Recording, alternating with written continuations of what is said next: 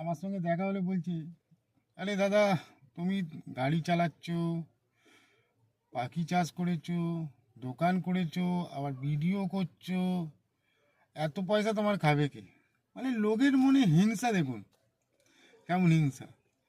আমি করেছি, লোকের হিংসা হচ্ছে। আরে আমি করেছি না, নিজে খেটে করেছি, নিজে খেটে গাড়ি কিনেছি, কারোর থেকে চেয়ে কিনিনি, আর কারো পয়সা আমি করে কিনিনি। নিজের পয়সায় নিজে খেটেছি, নিজে গাড়ি কিনেছি, নিজের পয়সায় পাখি চাষ করেছি। পাখি হচ্ছে আমার শখের, দোকান হচ্ছে আমার শখের। খাটো না ভাই, তুমি লোকের থেকে হিংসা করছো কেন?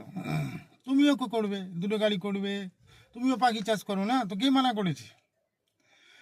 মানে এত লোকের মনে হিংসা, বলছে আবার তুমি ভিডিও করছো। আরে ভিডিওটাও আমি শখে করি, ভিডিও করছি আমার মনে আনন্দ।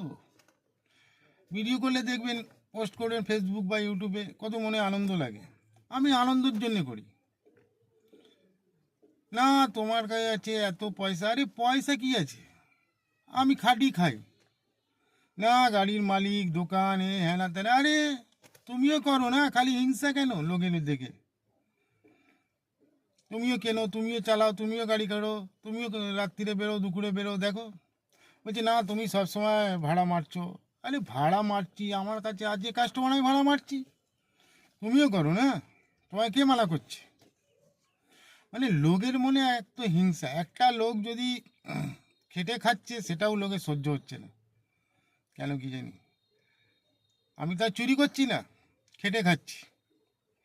কথাটা ঠিক না ভুল, আপনারাই বলবেন।